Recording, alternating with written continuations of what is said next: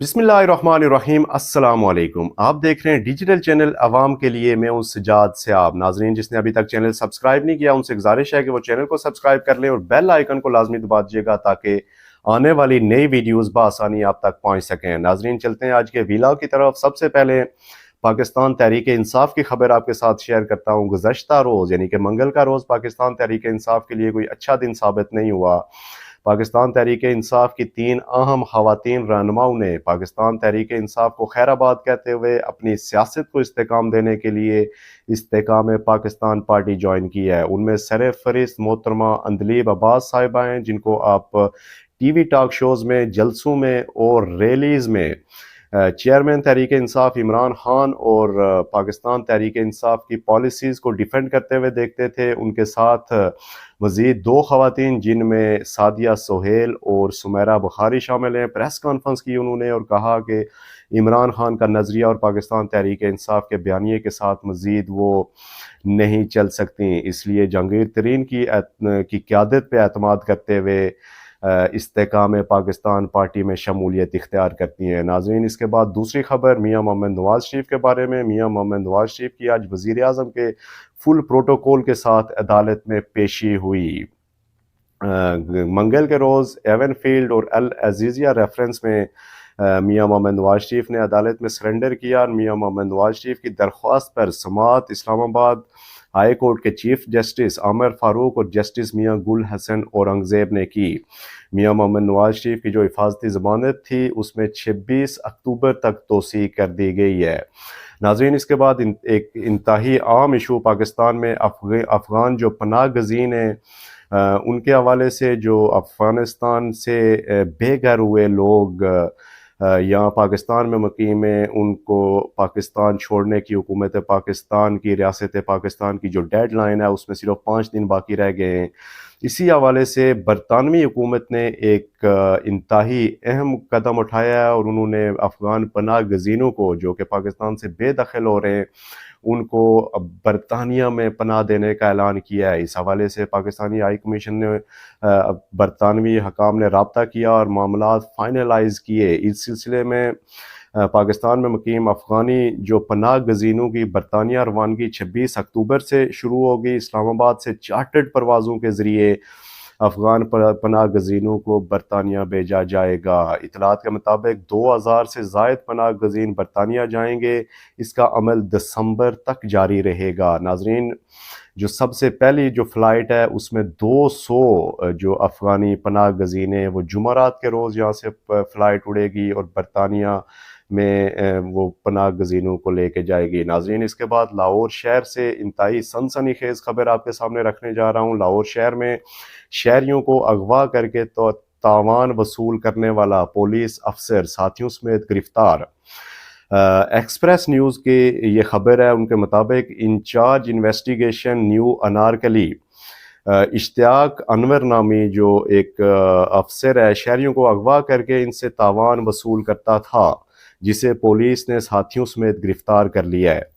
इसी police inspector ने साथी एहलकारों के साथ मिलकर शहरी अहमद नूर संधू को अगवा किया और आला अफसरों का नाम इस्तेमाल करके उसे पुलिस मुकाबले में मारने की धमकियां भी दी। बाद अज़ां मगवी के वालिद से 6 लाख तावान वसूल करके इसे रहा किया गया। पुलिस ज़राए के मुताबिक सब इंस्पेक्टर को गिरफ्तार करके एंटी करप्शन के हवाले कर दिया है। तो नाजरीन, लाहौर शहर में बढ़ती हुई ये जो वारदातें, जो स्नैचिंग और इस तरह की वारदातें, जो अगवा बराए तावान जैसी, और लोगों के मोबाइल छीनना, रात को बाइक के ऊपर लोगों को रोक के उनसे मोबाइल, उनसे उनकी जेबें तलाश करके उनकी जेबें खाली करना, तो ये जो मुहाफ़िज़ है आपके जो पुलिस है, ये जब तक मुलव्वस ना हो किसी भी इस तरह के वाक़ात में, तो ये नामुमकिन होता है लाहौर जैसे शहर में जहाँ पे सेफ सिटी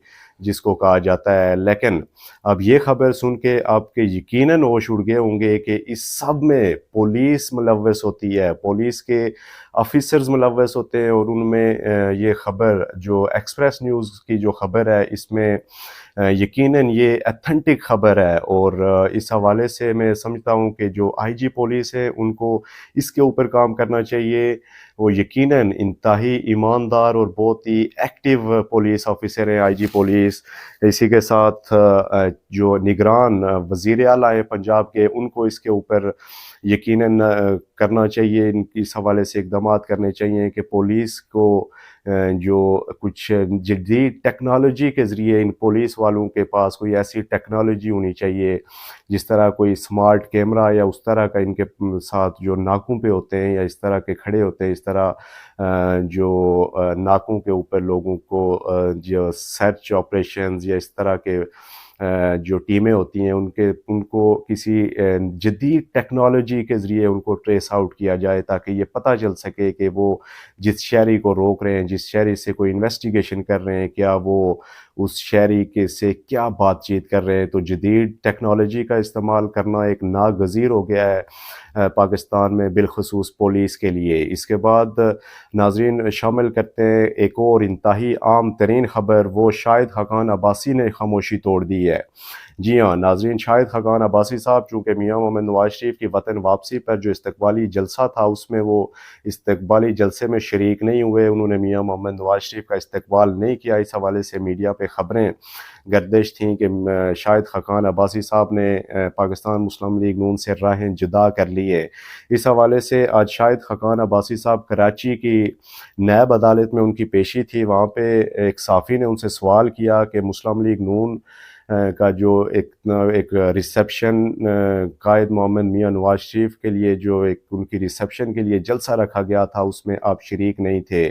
تو اس کے جواب میں جو کافی دنوں سے جواب ڈھونڈا جا رہا تھا، تو شاہد خاقان عباسی نے فائنلی اس کا جواب دیتے ہوئے کہا کہ میں پاکستان مسلم لیگ نون کا سینئر رہنما یا سینئر لیڈر نہیں ہوں، اس لیے میں ان کے استقبال میں وہاں موجود نہیں تھا.